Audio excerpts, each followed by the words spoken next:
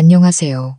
여러분의 마음을 따뜻하게 할 가족 이야기입니다. 시아버지를 20년간 모셨습니다. 그런데 임종 직전 제게 10억 원이 든 통장을 주시며 남편에게는 절대 비밀로 하라고 하셨습니다. 그리고 한 달 뒤 저는 평생 상상도 못했던 충격적인 진실과 마주하게 됩니다. 아버님, 고맙습니다. 인생의 마지막 순간 시아버님은 제 손을 꼭 잡으시더니 낡은 통장 하나를 쥐어주셨습니다. 그리고는 힘겹게 속삭이셨죠. 10억이다. 하지만 준호에게는 절대 말하면 안 된다. 그 한마디는 비수가 되어 제 심장에 밝혔습니다. 왜 아버님은 하나뿐인 아들에게 이 사실을 숨기려 하셨을까요? 그 비밀은 저를 상상조차 못했던 거대한 폭풍 속으로 이끌었습니다. 병원 특유의 짙은 소독약 냄새가 숨 쉴 때마다 파고들어 가슴을 무겁게 짓눌렀습니다. 저는 딱딱한 플라스틱 의자에 앉아 침대에 누워 계신 한 남자를 멍하니 바라보고 있었습니다. 지난 20년간 제가 아버지라고 불러온 분이었습니다. 제 시아버님, 박상철 아버님은 낡은 병원 이불 아래 유난히 작고 위태로워 보이셨습니다. 젊은 시절 제철소에서 고된 노동으로 다져진 검고 주름진 피부는 노년의 병색이 더해져 누렇게 떠 있었습니다. 낡은 풍금이 마지막 남은 힘을 쥐어짜내는 것처럼 아버님의 거친 숨소리가 병실을 가득 메웠습니다. 침대 옆 심박 측정기에서 들려오는 일정하지만 희미한 삐 소리는 마치 아버님의 남은 시간을 거꾸로 세는 것만 같았죠. 저는 땀으로 축축한 아버님의 이마 위로 흐트러진 흰머리를 조심스럽게 쓸어 넘겼습니다. 아버님은 계속 눈을 감고 계셨지만 모든 것을 느끼고 계신다는 걸 알 수 있었습니다. 앙상하게 마른 손등 위로 튀어나온 푸른 힘줄들이 꿈틀거렸습니다. 저는 얼른 그 손을 잡아 제 뺨에 가져다 댔습니다. 희미한 온기가 느껴졌지만 제 온몸을 감싸는 서늘한 공기를 몰아내기엔 역부족이었습니다. 민서야, 이리 좀 더 가까이 오너라. 아버님의 목소리는 갈라져 거의 들리지 않았습니다. 저는 귀를 아버님 입가에 바싹 가져다 대고 마지막 남은 숨결 하나 놓치지 않으려 애썼습니다. 아버님, 목이 메어와 말이 제대로 나오지 않았습니다. 아버님이 천천히 눈을 뜨셨습니다. 초점은 흐릿했지만 그 눈빛은 이상하리만치 깊고 무언가 낯선 감정을 담고 있었습니다. 저를 바라보는 눈빛에는 연민과 미안함, 그리고 기묘한 결단력이 뒤섞여 있었죠. 아버님은 남은 손을 떨어가며 환자복 주머니를 더듬으셨습니다. 한참을 힘겹게 뒤지시더니 작고 딱딱한 무언가를 꺼내 앙상한 소나귀에 꽉 쥐셨습니다. 이거 바꿔라. 힘겹게 내뱉는 말에 저는 조심스럽게 손을 폈습니다. 아버님은 제 손바닥 위에 낡은 농협 통장 하나를 올려놓으셨습니다. 차가운 통장의 감촉. 하지만 그 무게는 제 영혼까지 무겁게 짓누르는 듯 했습니다. 저는 무슨 영문인지 몰라 그저 아버님을 멍하니 바라보았습니다. 이 안에 아버님은 남은 힘을 모두 끌어모으려는 듯 깊은 숨을 내쉬었습니다. 10억 원이 들어있다. 10억. 그 숫자가 귓가에 맴돌았지만 저는 도무지 그 의미를 이해할 수 없었습니다. 평생 부엌과 텃밭, 그리고 시아버지의 병상을 떠나본 적 없는 제게는 너무나도 비현실적인 금액이었으니까요. 제가 잘못 들었거나 아버님이 잠시 정신이 흐려지신 거라고 생각했습니다. 저는 눈물을 흘리며 고개를 저었습니다. 아버님, 무슨 말씀이세요? 기운 없으시니 그만 말씀하시고 좀 쉬세요. 아니다. 내 말 들어라. 아버님은 제 손을 힘주어 잡으셨습니다. 정신 똑똑히 차리고 들어. 10억. 내 엄마와 널 위해 내가 마련한 돈이다. 저는 그 자리에 얼어붙었습니다. 주변의 모든 소리가 멀어지고 아버님의 목소리만이 귓가에 울려 퍼졌습니다. 비밀번호는 우리 하나 생일이다. 우리 소녀딸 생년월일 잊지 말거라. 아버님은 제 눈을 똑바로 바라보며 간절하게 말씀하셨습니다. 그리고 가장 중요한 게 있다. 아버님은 잠시 말을 멈췄고 숨이 점점 가빠졌습니다. 제가 겁에 질려 간호사를 부르려 하자 아버님은 제 손을 놓지 않으셨습니다. 민서야, 나랑 약속 하나만 하거라. 네, 아버님. 뭐든지 말씀만 하세요. 다 약속할게요. 저는 흐느끼며 대답했습니다. 그 순간 아버님의 눈빛이 명령과 애원이 뒤섞인 채 날카롭게 빛났습니다. 절대로, 절대로 준호 녀석에게는 말하지 마라. 단 한마디도 약속할 수 있겠느냐. 아버님의 말씀은 제 머리를 세게 얻어맞은 듯한 충격을 주었습니다. 왜 준호 씨에게 말하면 안 된다는 걸까요? 그는 제 남편이자 아버님의 하나뿐인 아들인데 온갖 의문이 솟구쳤지만 아버님의 눈빛을 보자 그것이 마지막 유언이자 지금 이 순간 가장 간절한 바람이라는 것을 알 수 있었습니다. 아버님을 실망시켜드릴 수는 없었습니다. 네, 아버님, 약속할게요. 절대로 준호 씨에게는 말하지 않을게요. 저는 눈물 속에서 고개를 끄덕였습니다. 제 약속을 듣고 나서야 아버님은 마지막 짐을 내려놓은 듯 편안한 표정이 되셨습니다. 저를 사랑 가득한 눈으로 한 번 더 바라보시더니 천천히 눈을 감으셨습니다. 제 손을 잡고 있던 손에서 힘이 빠져나갔습니다. 그리고 길게 울리는 삐 소리가 제게 남은 마지막 희망의 끈을 날카롭게 끊어버렸습니다. 아버님은 가셨습니다. 제게 거대한 비밀을 남기신 채 너무나도 편안한 얼굴로 떠나셨습니다. 저는 침대 옆에 주저앉아 차갑게 식어가는 아버님의 손에 얼굴을 묻고 소리 없이 울었습니다. 제 손바닥 안에는 낡고 비밀스러운 통장이 여전히 남아 있었습니다. 왜 아버님이 이런 일을 하셨는지, 왜 그런 이상한 유언을 남기셨는지 저는 아무것도 이해할 수 없었습니다. 그저 감당할 수 없는 상실감과 지친 제 어깨를 짓누르는 미래에 대한 막막한 두려움만이 저를 휘감을 뿐이었습니다. 옷주머니 속 차가운 통장이 마치 무거운 돌덩이처럼 느껴졌습니다. 이따금씩 몸에 부딪힐 때마다 병원에서의 그 운명적인 오후를 떠올리게 했습니다. 시아버님이 돌아가신 지 며칠이 흘렀습니다. 원래도 조용했던 집은 더욱 텅 빈 것처럼 느껴졌습니다. 장례를 무사히 치르고 조문객들도 모두 돌아가자 횡한 집에는 저와 딸 하나, 그리고 남편 준호 씨, 이렇게 셋만 남았습니다. 남편은 서울에서 막 내려와 슬픔에 잠긴 표정으로 장례 절차를 도맡아 처리했습니다. 하지만 그의 눈에서는 아버지를 잃은 진정한 슬픔보다는 피곤함과 서두름이 더 강하게 느껴졌습니다. 그날 밤 저는 도저히 잠을 이룰 수 없었습니다.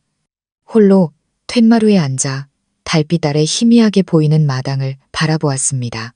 차가운 밤바람에 저도 모르게 몸을 떨자 20년 전의 기억이 어제 일처럼 생생하게 떠올랐습니다. 그해 제 나이는 막 18, 여자 나이로 가장 아름답다는 꽃다운 시절이었습니다. 저는 동네에서 제일 예쁘다는 소리를 듣던 하얀 피부에 긴 생머리를 가진 시골 처녀였죠. 저와 준호 씨는 풋풋하고 순수한 사랑을 했습니다. 저보다 2살 많았던 그는 키 크고 듬직한 데다 웃는 모습이 선한 청년이었습니다. 그의 가족은 아버님과 단둘뿐이었습니다. 어머님은 일찍 돌아가시고 시아버님 혼자 제철소에서 고된 일을 하며 그를 키워내셨죠. 그때의 아버님은 아직 기골이 장대하고 풍채 좋은 중년의 신사셨습니다.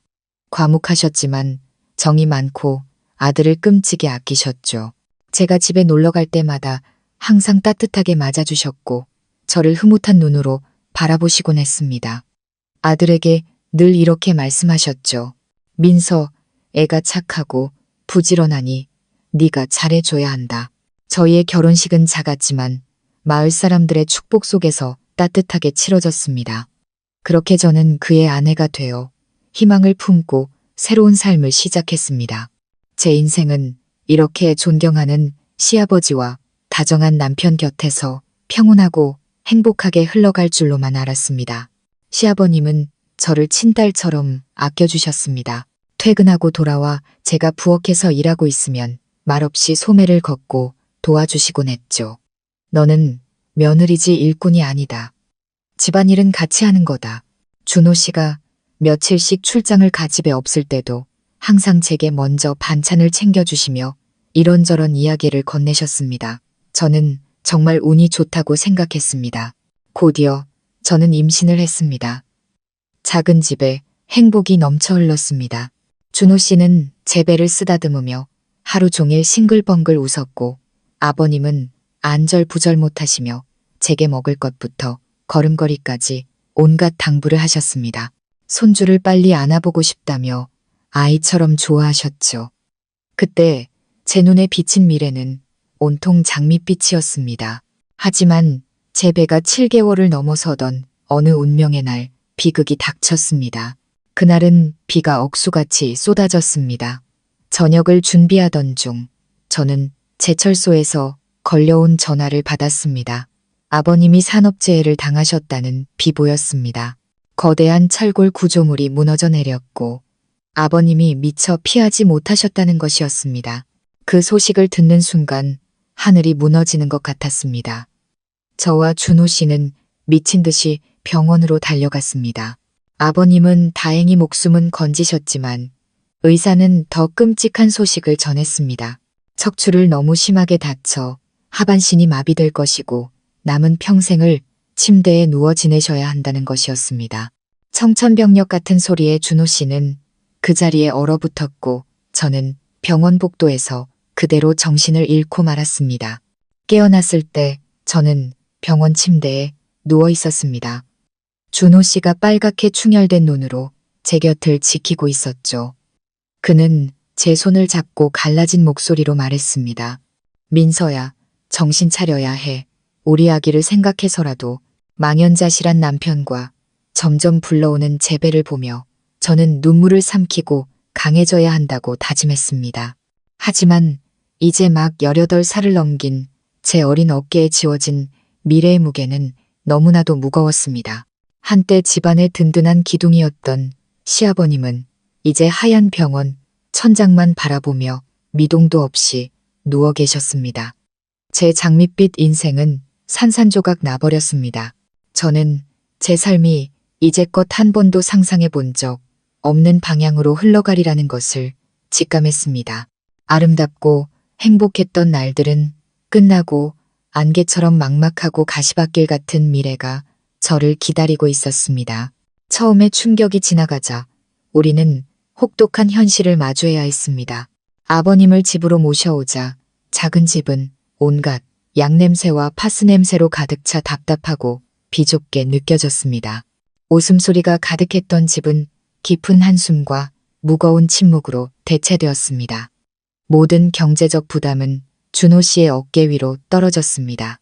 병원비, 약값, 곧 태어날 아이의 준비물까지 모든 것이 돈이었습니다. 회사에서 나온 보상금은 꽤 됐지만 장기적인 치료비에 비하면 턱없이 부족했죠. 철없던 청년이었던 준호 씨는 한순간에 가장이 되어야 했습니다. 저는 남편의 얼굴에 드리운 걱정과 무력감을 똑똑히 볼 수 있었습니다. 그는 말이 줄었고 홀로 툇마루에 앉아 담배를 피우며 먼 곳을 바라보는 일이 잦아졌습니다. 남편도 제 자신도 그리고 곧 태어날 아이도 너무나 가여웠습니다. 어느 날 저녁 제가 아버님 뒷바라지를 마치자 준호 씨가 저를 마당으로 불렀습니다. 그는 섬돌에 앉아 담배에 불을 붙였습니다. 깜빡이는 불빛에 그의 수척한 얼굴이 드러났습니다. 민서야. 그는 쉬어버린 목소리로 입을 열었습니다. 저는 그의 옆에 조용히 앉았습니다. 불길한 예감이 들었습니다. 우리 동네에서는 농사일밖에 할 게 없는데 이래서는 수입이 너무 적어. 이러다간 우리 가족 다 굶어 죽게 생겼어. 아버님 약값에 나중에 하나 태어나면 분유값까지 난 도저히 이대로는 못 있겠어. 그럼 어쩔 생각이에요? 저는 심장이 쿵쾅거리는 것을 느끼며 조심스럽게 물었습니다. 준호 씨는 담배 연기를 길게 내뿜었습니다. 서울에 있는 친구한테서 전화가 왔는데 지금 서울에 큰 건설 현장이 많아서 사람이 많이 필요하대. 월급이 여기서 버는 것보다 몇 배는 많다고 하더라. 내가 서울 가서 몇 년만 돈 벌어오려고. 그 말을 듣는 순간 가슴이 철렁 내려앉았습니다. 서울. 우리 집에서 수백 킬로미터나 떨어진 멀고 낯선 도시. 그가 떠나면 이 집에는 임신한 저와 하반신 마비가 된 시아버님, 그리고 곧 태어날 아이만 남게 됩니다. 그 무거운 짐을 저 혼자 어떻게 감당할 수 있을까요? 제가 아무 말도 못하자 준호 씨는 제 손을 잡으며 부드럽게 말했습니다. 당신 고생시킬 거 아는데, 이렇게 하는 게 당신한테 못할 짓이라는 것도 아는데, 우리한테는 다른 방법이 없어. 내가 몇 년만 고생해서 돈 모아서 바로 돌아올게. 약속해. 꼬박꼬박 돈 붙여서 당신이랑 하나, 그리고 아버님 고생 안 시킬게. 나 없는 동안 조금만 더 고생해 줄 수 있을까? 저는 남편의 눈을 깊이 들여다보았습니다. 그의 눈에는 굳은 결심과 함께 이런 결정을 내려야만 하는 고통이 담겨 있었습니다. 저는 그의 말이 옳다는 것을 알았습니다. 여기에 머물면 우리 가족은 모두 가난과 고통 속에서 허우적될 것입니다. 그가 떠나는 것이 어쩌면 유일한 희망일지도 모릅니다. 제가 할 수 있는 일은 고개를 끄덕이는 것뿐이었습니다. 가서 몸 조심해요. 그 한마디를 내뱉자마자 눈물이 터져 나왔습니다. 엄마랑 저한테 전화 자주 하고요. 준호 씨는 저를 힘껏 안았습니다. 그의 포옹은 굳건했지만 어딘가 서두르는 듯했습니다. 아마 더 오래 머물면 떠날 용기를 잃을까 두려웠던 거겠죠. 그가 떠나던 날 저는 임신 8개월의 만삭이었습니다. 저는 마을 어귀까지 그를 배웅했습니다. 그의 손에는 옷 몇 벌과 제가 쥐어준 약간의 돈이 든 작은 배낭 하나뿐이었습니다. 그는 차마 저를 돌아보지 못하고 마을 입구에 서 있던 고속버스를 향해 서둘러 걸어갔습니다.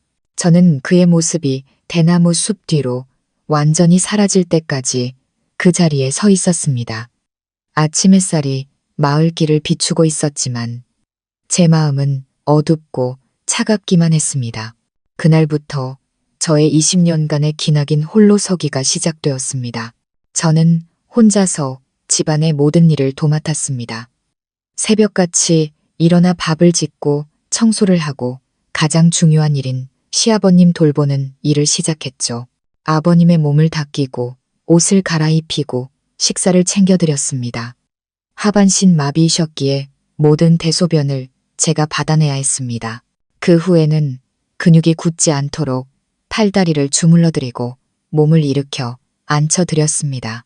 점점 불러오는 배 때문에 모든 일이 버거워졌습니다. 너무 지치고 힘들어서 주저앉아 엉엉 울고 싶을 때도 많았습니다. 하지만 낯선 타지에서 고생하고 있을 남편과 곧 태어날 아이를 생각하면 다시 힘을 내야만 했습니다. 그리고 마침내 진통이 시작되었습니다. 딸 하나는 저의 기쁨과 눈물 속에서 태어났습니다. 준호 씨는 돌아오지 못했습니다.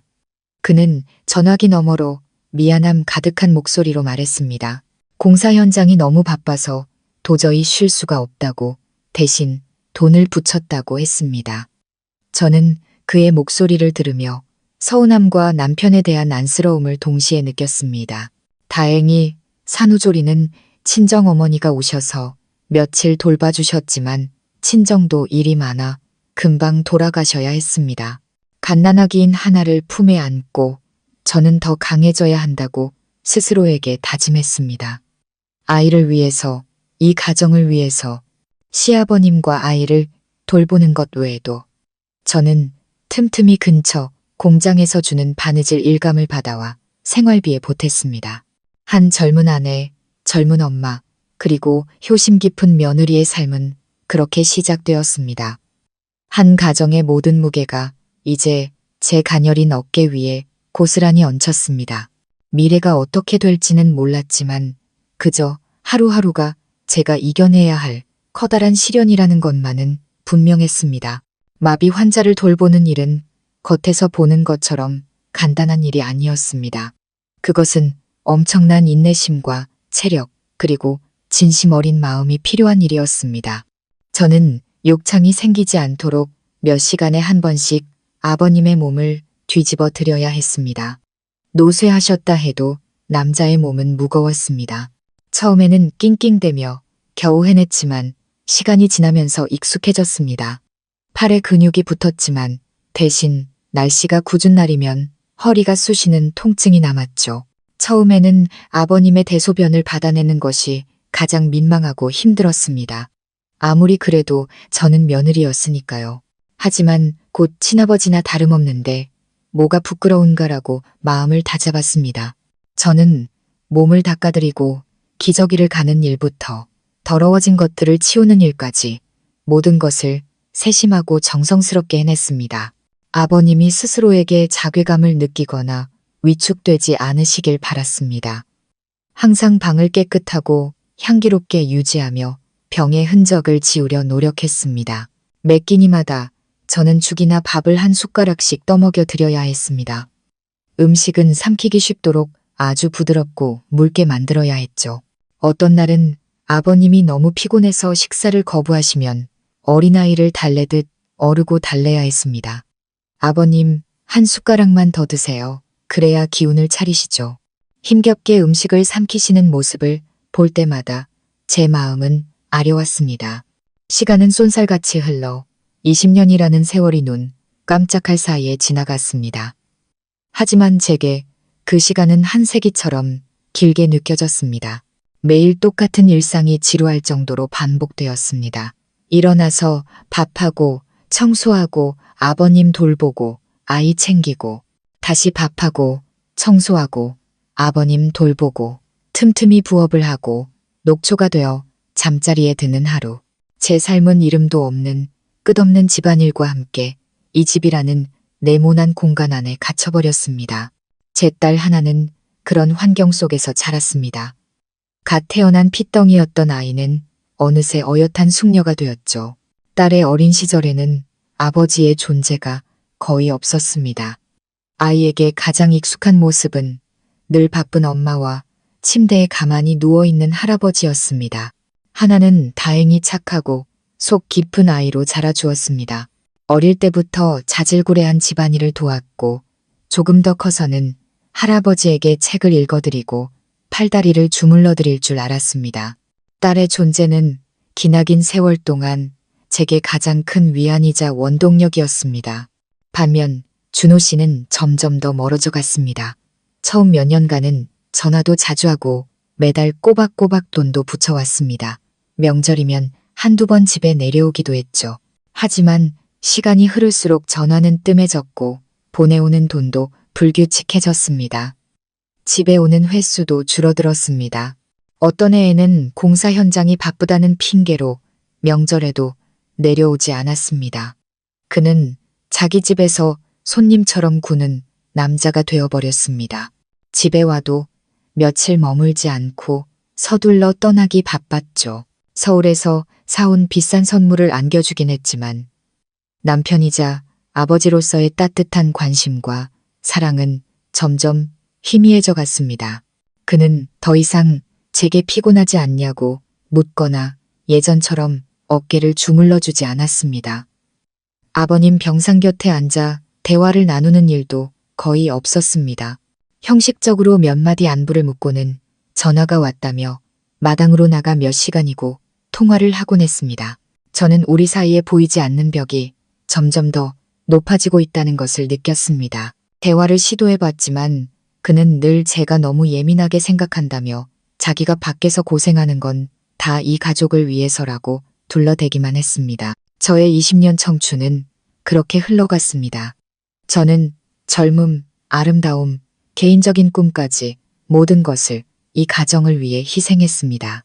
가끔 거울을 보면 18살에 예뻤던 제 모습은 온데간데 없었습니다. 그 자리에는 걱정과 고생으로 깊게 팬 주름, 수면 부족으로 퀭한 눈, 그리고 고된 노동으로 거칠어진 손을 가진 한 여인만이 서 있었습니다. 모두가 잠든 밤 홀로 앉아 소리 없이 눈물을 흘린 적이 한두 번이 아니었습니다. 서럽고 외로웠지만 누구에게도 털어놓을 수 없었습니다. 모든 슬픔을 가슴에 묻고 묵묵히 희생하는 것에 익숙해져 버렸기 때문입니다. 그저 가족이 평안하고 남편과 아이가 행복하다면 나의 모든 희생은 가치 있는 것이라고 스스로를 위로할 뿐이었습니다. 하지만 저는 몰랐습니다. 저의 그 숭고한 희생이 다른 누군가에 의해 무참히 짓밟히고 있었다는 사실을 말입니다. 가슴 속에 묻어둔 제 속마음은 영원히 저 혼자만의 비밀일 줄 알았습니다. 어느 늦가을 오후가 되기 전까지는요. 창문으로 스며든 노란 햇살이 방바닥에 따스한 무늬를 그리고 있었습니다. 저는 침대 곁에 앉아 앙상하게 마른 시아버님의 다리를 정성스럽게 주무르고 있었습니다. 마당에서 들려오는 낙엽 소리와 아버님의 고른 숨소리만이 정적을 채웠습니다. 지난 20년간 이것은 저의 익숙한 일상이었습니다. 말없이 묵묵한 행동만이 오가는 시간이었죠. 그때 아버님이 갑자기 입을 여셨습니다. 오랜 침묵 끝에 나온 목소리는 낮고 잠겨 있었습니다. 민서야.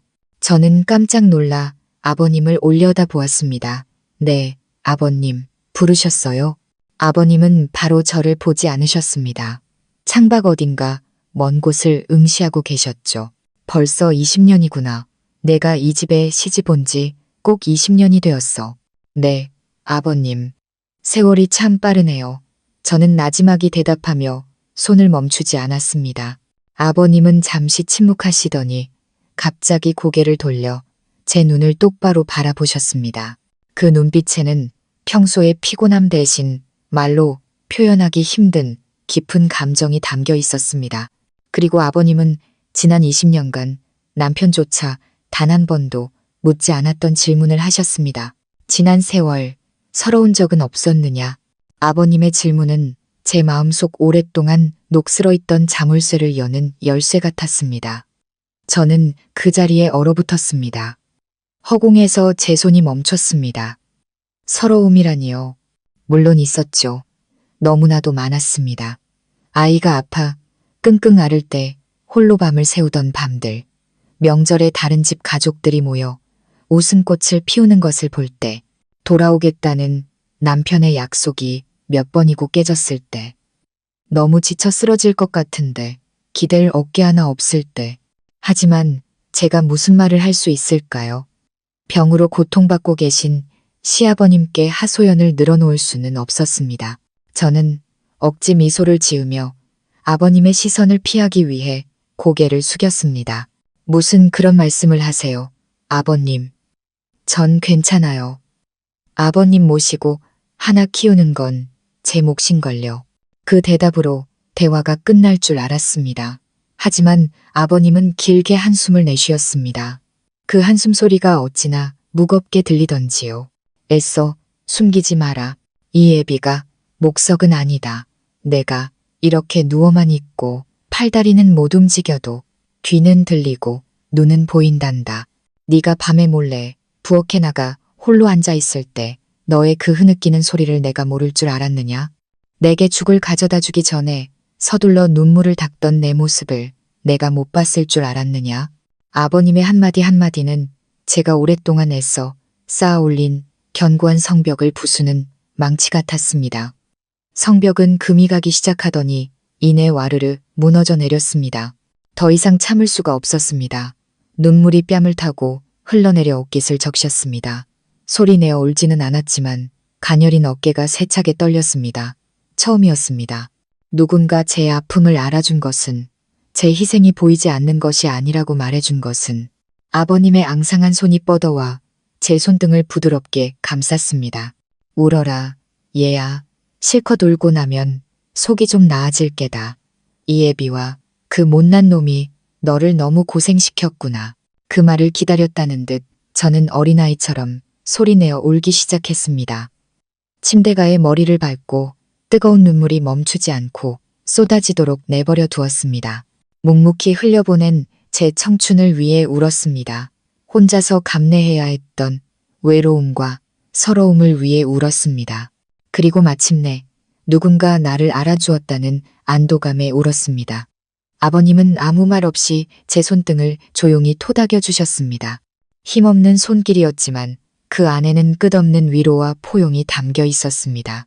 그날 오후 작은 방 안에서 같은 처지에 놓인 두 사람, 육체의 고통을 겪는 한 사람과 마음이 무너진 한 사람은 서로에게서 깊은 공감을 발견했습니다.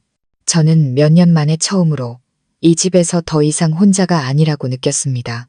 그날 오후 이후로 집안의 공기는 미묘하게 변했습니다. 여전히 똑같은 일상이 반복되고 익숙한 침묵이 흘렀지만 저와 시아버님 사이에는 보이지 않지만 아주 단단한 유대감이 생겼습니다. 아버님은 더 이상 의무감으로 돌봐야 할 환자가 아니셨고 저 또한 그저 헌신적인 며느리만은 아니었습니다. 우리는 서로에게 정신적으로 의지하는 마음을 나누는 친구가 되었습니다. 저를 향한 아버님의 관심은 더욱 섬세하고 분명해졌습니다. 아버님은 제 삶의 아주 작은 부분까지 신경 쓰기 시작하셨습니다. 때로는 저 자신조차 잊고 지냈던 것들까지도요. 어느 추운 겨울 아침, 갑자기 날이 추워져 제가 청소를 하다가 마른 기침을 몇 번 했습니다. 잠시 후 아버님께 물을 떠다 드리자 아버님이 저를 보며 미간을 찌푸리셨습니다. 민서야, 텃밭에 가서 생강 몇 쪽 캐다가 꿀 타서 따뜻하게 마시거라. 나 돌본다고 내 몸은 챙기지도 않고 그러다 몸져 누우면 누가 돌봐주겠느냐. 아버님의 말씀은 꾸짖는 듯 했지만 제 코끝을 찡하게 만들었습니다. 이렇게 제 건강을 걱정해준 사람이 얼마만이었을까요? 멀리 있는 남편은 전화 통화에서 돈과 일 얘기만 할 뿐 제게 건강한지 피곤한지 한번 물어본 적이 드물었습니다. 저는 아버님 말씀대로 따뜻한 생강차를 한 잔 만들어 마셨습니다. 차의 온기가 온몸에 퍼졌지만 마음속에 퍼지는 온기는 그보다 몇 배는 더 컸습니다. 또 어떤 날은 제가 부엌에서 음식을 하고 있는데 방에서 아버님이 저를 부르셨습니다. 민서야, 오늘 저녁엔 된장찌개 안 끓이느냐? 네가 제일 좋아하는 음식이 그거 아니었니? 요즘 통 안 끓이는 것 같구나. 저는 순간 멍해졌습니다. 맞습니다.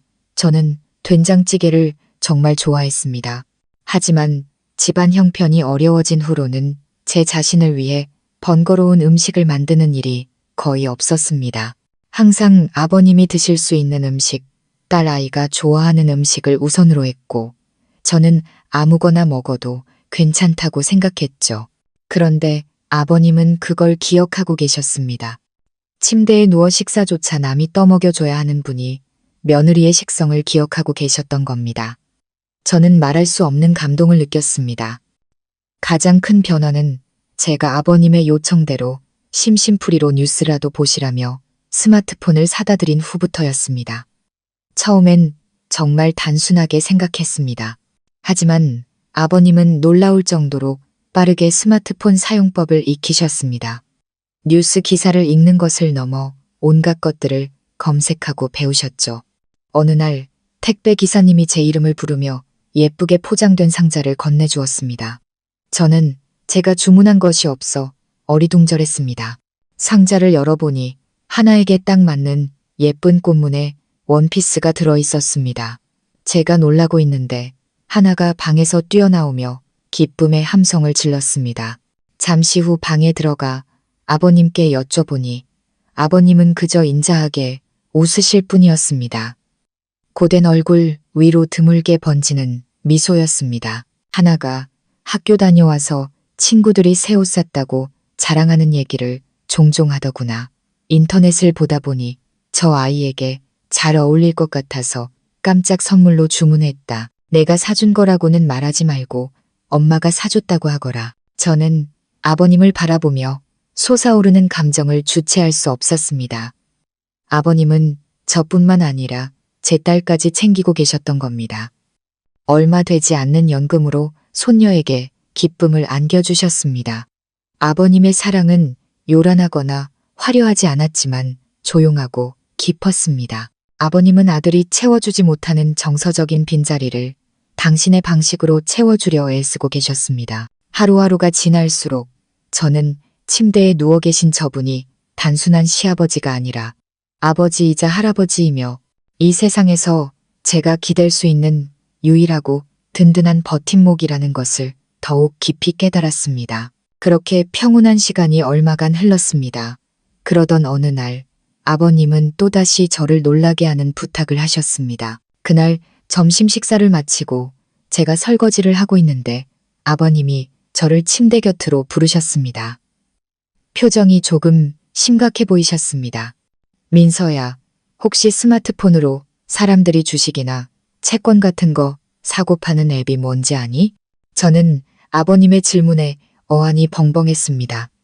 주식, 채권. 저 같은 시골 여자에게는 너무나도 낯선 단어들이었습니다. 텔레비전에서 얼핏 들어본 적은 있었지만 제 머릿속에서 그것은 복잡하고 위험하며 돈 많고 유식한 사람들만 하는 것이었습니다. 네, 아버님, 들어는 봤는데 잘은 몰라요. 그런 건 복잡하고 사기도 많다던데요. 갑자기 그건 왜 알아보세요? 저는 호기심과 약간의 걱정을 숨기지 못하고 되물었습니다. 아버님은 창밖을 보며 한숨을 쉬셨습니다. 내가 이렇게 누워만 있으니 너무 심심하구나. 매일 먹고 자고 천장만 쳐다보고 있으니 말이다. 뉴스에서 경제 얘기도 많이 하고 투자 얘기도 많이 하길래 바깥 세상이 어떻게 돌아가는지 좀 알아봐야 머리가 굳지 않을 것 같아서 그런다. 제가 여전히 망설이는 표정을 짓자 아버님은 태연한 목소리로 말을 이었습니다. 그냥 구경만 하려고 그러는 거다.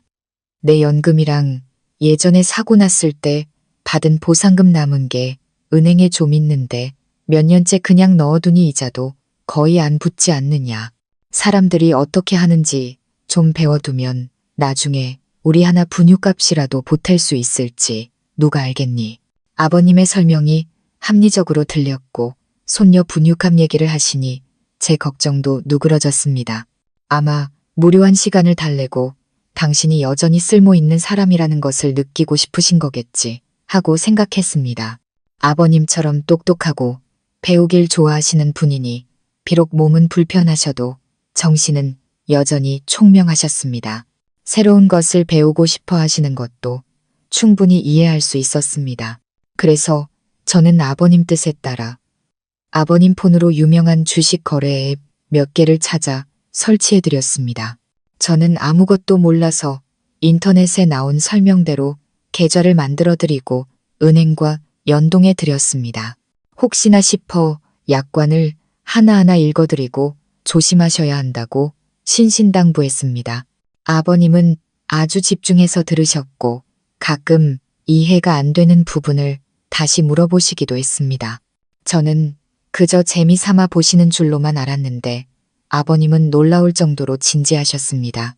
초보 투자자를 위한 책을 몇 권 사다 달라고 하셨고 매일 몇 시간씩 책을 읽고 스마트폰을 들여다보며 연구하셨습니다. 심지어 매일 나오는 경제 뉴스를 큰 소리로 읽어달라고 부탁하기도 하셨습니다. 점점 아버님의 입에서 제가 알아들을 수 없는 용어들이 나오기 시작했습니다. 코스피 지수, 유동성, 오량주, 국고채 같은 것들이었죠. 가끔 아버님이 누군가와 통화하는 것을 보기도 했습니다.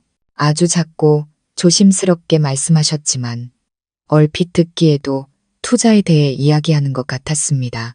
제가 방에 들어가면 아버님은 서둘러 전화를 끊거나 다른 주제로 화제를 돌리셨습니다. 은퇴한 노인들이 모여서 재미로 투자 공부하는 모임에 참여하고 있다고 말씀하셨죠.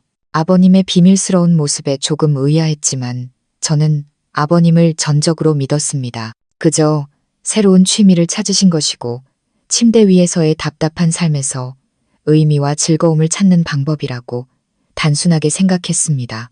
저는 전혀 알지 못했습니다. 그 무해해 보이는 활동 뒤에서 거대하고 은밀한 계획이 시작되고 있었다는 것을. 훗날 제 모녀의 인생을 완전히 바꾸어 놓을 그 계획을 말입니다. 시아버님이 남몰래 당신만의 계획을 세우고 계시는 동안 다른 폭풍이 밀려오기 시작했습니다. 바로 남편 준호 씨에게서였죠. 예전에는 뜸하긴 해도 전화 내용은 아버님과 저 그리고 딸의 안부를 묻는 것이었습니다. 하지만 약 1년 전부터 통화 내용이 바뀌기 시작했습니다. 그는 일에 대해 하소연하기 시작했습니다. 요즘 서울에서 일 구하기가 너무 힘들어. 그는 전화기 너머로 피곤한 목소리로 말했습니다. 경쟁도 심하고 거래처에서는 공사 대금을 자꾸 미루고 나 지금 돈이 꽉 막혔어. 몇 번의 하소연 끝에 그의 본론이 나왔습니다. 처음으로 그가 돈을 부탁했습니다. 민서야, 혹시 집에 여윳돈 좀 있으면 나한테 몇백만 원만 붙여줄 수 있을까? 급한데 좀 써야 해서. 거래처에서 돈 들어오면 바로 갚을게. 그의 말을 듣고 저는 걱정과 안쓰러움이 동시에 들었습니다. 낯선 타지에서 혼자 고생하는 남편이 안쓰러웠고 집안의 경제 상황이 걱정되었습니다. 저는 망설임 없이 집에 있던 얼마 안 되는 예금을 모두 모아 은행에서 그에게 붙였습니다. 그가 정말로 어려운 상황에 처해 있을 거라고 굳게 믿었습니다. 하지만 한 번이 두 번이 되고 두 번이 세 번이 되었습니다. 그가 돈을 요구하는 횟수는 점점 잦아졌습니다. 매번 그럴듯한 이유를 댔습니다. 건설 자재 대금을 치러야 한다. 새로운 공사를 따내기 위해 사람들에게 접대를 해야 한다. 같이 일하는 동료가 사고를 당해 급하게 돈을 빌려줘야 한다. 등등. 그렇게 한 번에 몇백만 원씩 그가 요구하는 금액은 점점 커졌고 집안의 예금은 금세 바닥을 드러냈습니다. 남편에게 돈을 보내기 위해 저는 허리띠를 졸라매야 했습니다. 식탁은 더 초라해졌고 저와 하나의 새 옷은 사치가 되었습니다. 저는 생활비를 벌기 위해 밤늦게까지 바느질 일감을 더 받아야 했습니다.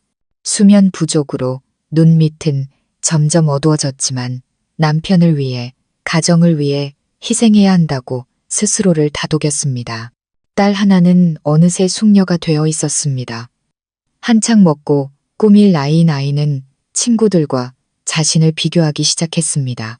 어느 저녁 식사 자리에서 아이는 머뭇거리며 말했습니다. 엄마, 내 외투가 너무 낡아서. 학교에 입고 가면 친구들이 쳐다봐.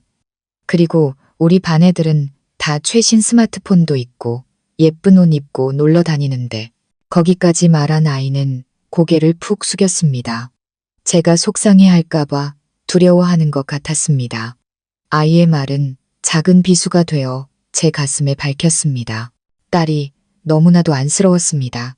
아이는 또래 친구들에 비해 너무 많은 것을 참고 지냈습니다. 마땅히 누려야 할 평범한 삶을 누리지 못하고 있었죠. 저는 그저 아이의 머리를 쓰다듬으며 목맨 소리로 말할 수밖에 없었습니다. 엄마가 알았어. 엄마가 돈 벌어서 꼭 사줄게. 우리 딸. 그날 밤 저는 뜬 눈으로 밤을 새웠습니다. 돈이 어디서 난단 말인가. 버는 돈은 생활비로도 부족한데 준호 씨에게 계속 돈을 보내야 하는 상황이었습니다. 저는 큰 모순을 느끼기 시작했습니다. 남편은 서울에서 일하면 돈을 많이 번다고 했습니다. 그런데 왜 계속 돈이 부족할까요? 왜 집에 생활비를 보태주기는커녕 오히려 시골에 있는 가족이 허리띠를 졸라매 그에게 돈을 보내야만 하는 걸까요? 그 질문들이 머릿속을 헤집고 다니며 제 마음에 처음으로 의심의 씨앗을 심었습니다. 저는 애써 그 생각들을 떨쳐내려 했습니다. 남편을 믿으려 했고 그의 말을 믿으려 했습니다. 하지만 불안감은 점점 커져가는 먹구름처럼 이미 수많은 풍파를 겪은 제 모녀의 삶 위로 또 다른 폭풍이 몰려오고 있음을 예고하고 있었습니다. 한 번 싹튼 의심의 씨앗은 제 마음속에서 조용히 자라나기 시작했습니다. 저는 애써 그것을 무시하고 일상의 고단함 속에 깊이 묻어두려 했습니다. 하지만 의심은 끈질기게 고개를 들고 제 모든 생각을 파고들었습니다. 준호 씨의 말과 행동 사이의 모순은 점점 더 뚜렷해졌습니다. 그는 일이 어렵다고 했지만 아주 가끔 집에 내려올 때면 항상 말끔한 옷차림에 최신형 스마트폰을 들고 있었고 몸에서는 낯선 향수 냄새가 희미하게 풍겼습니다. 모든 것이 그저 막연한 의심으로 끝났을지도 모릅니다. 어느 날 오후 시아버님과의 대화가 없었다면 말입니다. 그날 저는 준호 씨의 전화를 막 끄는 참이었습니다. 또다시 익숙한 레퍼토리였습니다. 일에 대한 하소연으로 시작해 500만 원을 빌려달라는 요구로 끝났죠. 인부들 월급을 줘야 하는데 돈을 주지 않으면 파업을 할 거라고 했습니다. 제 마음은 무겁게 가라앉았습니다. 너무 큰 돈이었습니다. 어디서 그 돈을 구한단 말인가. 딸아이에게 새 외투를 사주겠다는 약속은 또 미뤄야 했고 친척과 이웃에게 다시 손을 벌려야 했습니다. 전화를 끊고 저는 툇마루에 멍하니 앉아 있었습니다. 마음이 실타래처럼 복잡하게 엉켜 있었습니다. 방 안에 계시던 아버님이 통화 내용을 전부 들으셨던 모양입니다. 저를 부르셨습니다. 준호 녀석이 또 돈 달라고 전화했더냐. 아버님은 깊은 눈으로 저를 바라보며 물으셨습니다. 저는 지친 기색을 숨기지 못하고 고개를 끄덕였습니다. 네, 아버님. 일 때문에 급하게 필요하다고 하네요. 아버님은 한동안 말이 없으셨습니다.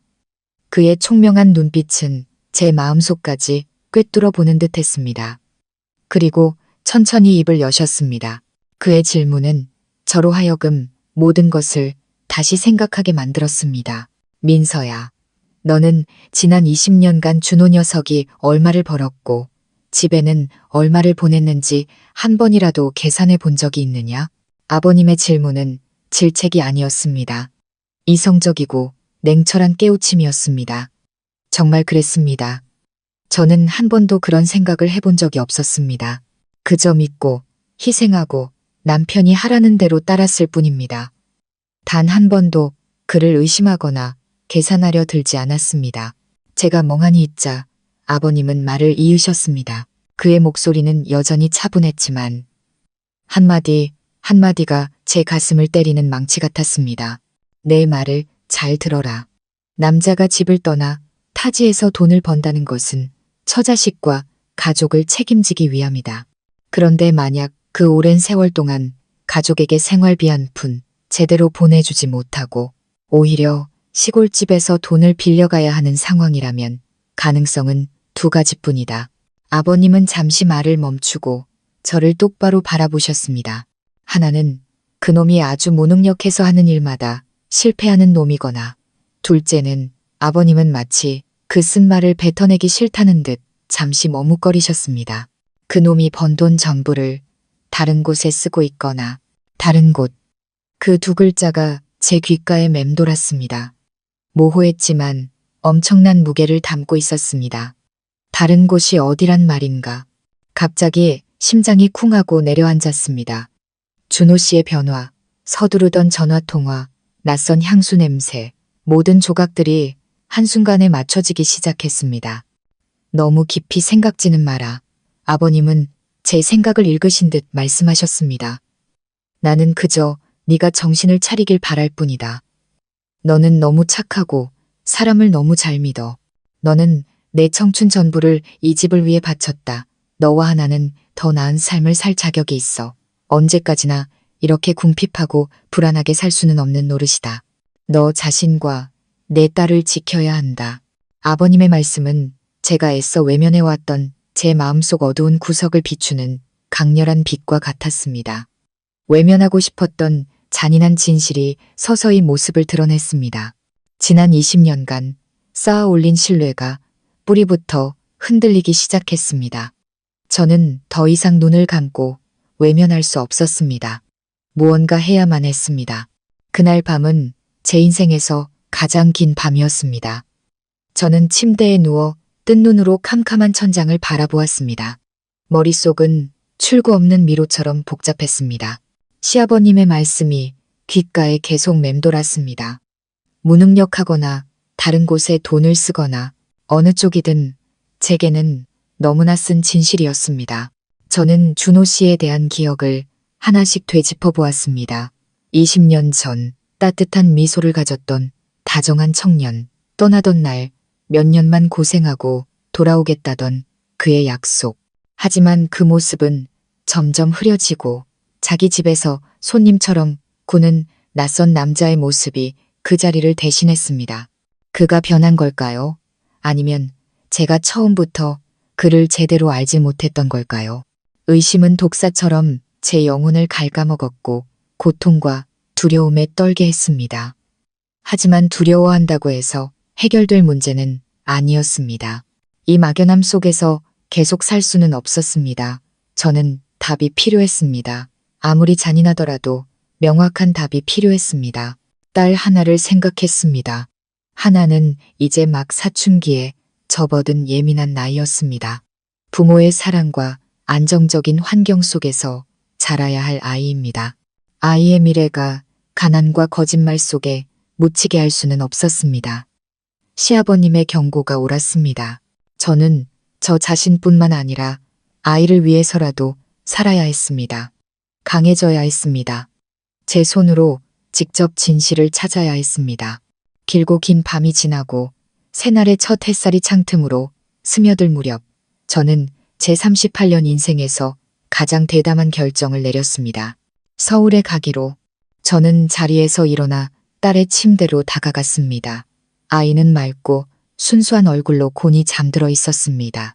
저는 아이의 머리카락을 부드럽게 쓰다듬으며 마음속으로 굳게 다짐했습니다. 미안하다, 우리 딸. 엄마가 널 위해서, 너의 미래를 위해서 꼭 해야만 하는 일이란다. 그날 아침 저는 시아버님께 제 결정을 말씀드렸습니다. 아버님이 놀라시거나 말리실 거라고 생각했습니다. 하지만 아버님은 그저 저를 조용히 바라보시더니 단호하게 고개를 끄덕이셨습니다. 그래야지. 가봐야 한다. 가서 그놈이 도대체 무슨 짓을 하고 있는지 내 눈으로 똑똑히 봐야 해. 가서 흑백을 가려야지. 걱정 말고 다녀오너라. 나는 집에서 혼자 지낼 수 있다. 옆집 행복이 엄마한테 며칠만 좀 봐달라고 부탁하면 될 게다. 경비는 내 돈을 가져다 쓰거라. 아버님의 지지는 제게 큰 힘이 되었습니다. 저는 이웃집이자 먼 친척이기도 한 행복이 엄마에게 가서 며칠간 아버님을 돌봐달라고 부탁했고 그녀는 흔쾌히 수락했습니다. 그리고 저는 준호 씨에게 전화해 시골에 사는 먼 친척 할머니가 위독하셔서 하나를 데리고 서울의 병문안을 가야겠다고, 가는 김에 당신 있는 곳에 며칠 들르겠다고 거짓말을 했습니다. 준호 씨는 전화기 너머에서 조금 놀라고 당황한 듯 했지만 거절하지는 못했습니다. 그는 제게 주소 하나를 알려주며 조심히 오라고 당부했습니다. 저는 간단한 옷까지 몇 벌과 아버님이 주신 돈을 챙겼습니다. 하나에게는 아빠를 깜짝 놀라게 해주러 서울에 가는 거라고 말했습니다. 아이는 얼굴에 기쁨이 가득했습니다. 아빠를 만나고 화려한 도시에서 아빠가 구경시켜줄 생각에 들떠 있었죠. 아이의 해맑은 미소를 보니 가슴이 미어졌습니다. 이 여행이 아이에게는 기쁜 깜짝 선물이겠지만 제게는 폭풍우가 몰아치는 진실을 찾아 떠나는 여정이라는 것을 아이는 몰랐습니다. 모녀는 서울행 고속버스에 몸을 실었습니다. 버스가 서서히 움직이며 정든 마을과 저의 20년 희생이 깃든 집을 뒤로 했습니다. 앞에는 낯선 도시와 제가 밝혀내야 할 진실이 기다리고 있었습니다. 두려웠지만 한편으로는 마음이 단단해졌습니다. 결과가 어떻든 저는 마주해야만 했습니다. 흔들리는 심야버스는 낯선 길을 달려 우리 모녀를 서울로 이끌었습니다. 하나는 들뜬 마음에 잠시 눈을 붙였다가도 금세 깨서 제잘거렸고 저는 도저히 눈을 붙일 수가 없었습니다. 서울에 가까워질수록 마음은 더욱 무겁게 가라앉았습니다. 남편이 20년간 살아온 그 도시는 제게는 너무나도 낯설고 두려운 비밀을 품고 있는 곳이었습니다. 꼬박 하루를 달려 마침내 우리는 고속버스 터미널에 도착했습니다. 버스에서 내리자마자 후텁지근한 공기와 정신없는 인파의 소음이 우리를 덮쳤습니다. 하나는 제 손을 꼭 잡고 이 혼란스러운 풍경에 호기심과 두려움이 뒤섞인 눈으로 주위를 두리번거렸습니다. 저 역시 마찬가지였습니다. 거대한 도시 속에서 한없이 작고 외롭게 느껴졌습니다. 저는 택시를 잡아 준호 씨가 알려준 주소가 적힌 종이를 기사님께 보여드렸습니다. 목적지는 어느 주택가의 좁은 골목이었습니다. 차가 복잡한 도로를 30분쯤 달린 후에야 허름한 다세대 주택 앞에 멈춰 섰습니다. 저는 택시비를 내고 딸의 손을 잡고 안으로 들어갔습니다. 심호흡을 한 번 하고 문을 두드렸습니다. 인상이 험악한 중년 여자가 문을 열었습니다. 그녀는 위아래로 우리를 훑어보며 경계하는 눈빛으로 물었습니다. 누구 찾아요?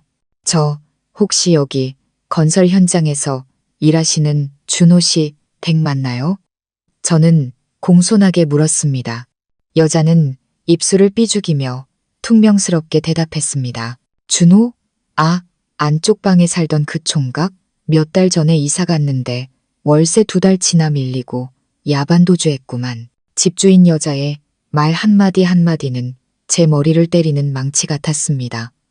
몇 달 전에 이사를 갔다고, 월세까지 밀렸다고. 그렇다면 준호 씨는 왜 제게 이 주소를 알려준 걸까요? 첫 번째 거짓말이 너무나도 뻔뻔하게 드러났습니다. 제 망연자실한 표정을 보더니 집주인 여자는 몇 마디 덧붙이고는 문을 쾅 닫아버렸습니다. 쯧쯧, 보아하니 시골에서 빚받으러 올라온 가족인가 보네. 다른 데 가서 찾아봐요. 여기 그런 사람 안 사니까. 저는 굳게 닫힌 문 앞에서 그대로 얼어붙었습니다. 하나가 어리둥절한 표정으로 물었습니다. 엄마, 왜 그래요? 아빠, 여기 안 살아요. 저는 딸에게 뭐라고 대답해야 할지 몰랐습니다. 아이의 손을 잡고 골목 어귀의 작은 찻집에 들어가 잠시 자리를 잡았습니다. 저는 전화기를 꺼내 준호 씨의 번호를 눌렀습니다. 심장이 미친 듯이 뛰었습니다. 한참 만에야 그가 전화를 받았습니다. 잠이 덜 깬 목소리였습니다. 여보세요. 준호 씨, 나예요. 저는 최대한 평정심을 유지하려 애썼습니다. 우리 지금 서울 도착했어요. 당신이 알려준 주소로 왔는데 여기 사람들은 당신 이사 간 지 오래됐다는데요. 전화기 저편에서 몇 초간 침묵이 흘렀습니다. 그가 숨을 들이마시는 소리가 들렸습니다. 그리고 그는 약간 당황한 듯 했지만 금세 아무렇지 않은 척 목소리를 가다듬고 말했습니다. 맞다. 내가 깜빡했네. 얼마 전에 현장을 옮겼거든. 새 현장이 예전 집이랑 너무 멀어서 근처로 이사했어. 내가 지금 현장에서 너무 바빠서 당신들 마중 나갈 수가 없네. 이렇게 하자. 근처에 여관이라도 잡아서 일단 좀 쉬고 있어. 오늘 저녁에 일 끝나자마자 달려갈게. 내가 다 보상해 줄게. 또 현장, 또 바쁘다는 핑계. 아내의 직감은 그가 거짓말을 하고 있다고 말해 주었습니다. 하지만 제가 지금 뭘 할 수 있을까요? 낯선 도시에서 아는 사람 하나 없이 어디로 가야 할지도 모르는 상황이었습니다. 저는 어쩔 수 없이 동의했습니다. 그럼 저녁에 꼭 와요. 응, 저녁에 갈게. 밥 꼭 챙겨 먹고. 나 지금 부장님이 부르셔서 들어가 봐야겠다. 끊을게. 그는 제가 더 말할 틈도 없이 서둘러 전화를 끊었습니다. 저는 꺼진 화면을 멍하니 바라보았습니다. 실망감, 혼란스러움, 그리고 분노가 뒤섞인 감정이 휘몰아쳤습니다. 그의 거짓말은 너무나도 서툴렀습니다. 정말 일 때문에 바쁘다면 왜 이사한 사실을 숨겼을까요? 왜 잠깐이라도 시간을 내서 처자식을 마중 나오지 못하는 걸까요? 모든 것이 점점 더 의심스러워졌습니다. 저는 옆에서 제 어깨에 기대 지쳐있는 딸을 보았습니다. 아빠를 위한 깜짝 여행은 아빠의 거짓말로 시작되었습니다. 그리고 저는 이것이 마지막 거짓말이 아닐 것이라는 것을 직감했습니다. 준호 씨의 말대로 저는 근처 사람들에게 물어 허름한 여관의 방을 하나 잡았습니다. 방은 낡고 곰팡이 냄새가 났지만 긴 여행에 지친 우리 모녀가 잠시 몸을 누일 곳이 있다는 것만으로도 다행이었습니다. 하나는 너무 피곤했는지 침대에 눕자마자 깊은 잠에 빠졌습니다. 하지만 저는 도저히 쉴 수가 없었습니다. 창가에 앉아 낯설고 시끄러운 거리를 바라보며 무거운 생각에 잠겼습니다. 저녁 8시가 다 되어서야 준호 씨가 나타났습니다. 그는 커다란 과일 바구니를 들고 어색한 미소를 지으며 방으로 들어왔습니다. 그의 모습은 제가 상상하던 고된 노동자의 모습과는 거리가 멀었습니다. 고급 셔츠에 잘 다려진 바지, 깔끔하게 빗어 넘긴 머리까지, 먼지 가득한 건설. 현장에서 막 퇴근한 사람의 모습이 아니었습니다. 미안해. 오늘 일이 너무 많아서 이제야 끝났어. 그는 과일 바구니를 내려놓고는 곤히 잠든 딸에게 다가가 뺨에 입을 맞췄습니다. 우리 딸, 오느라 고생 많았지. 그의 행동은 자연스러워 보였지만 그 이면의 어색함과 불편함을 저는 느낄 수 있었습니다. 근데 갑자기 어떻게 올 생각을 했어.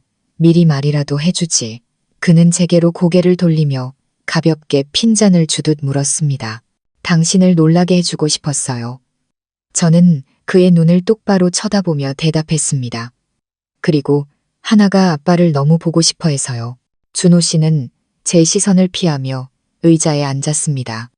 그는 형식적으로 집안 사정과 아버님의 건강에 대해 물었습니다.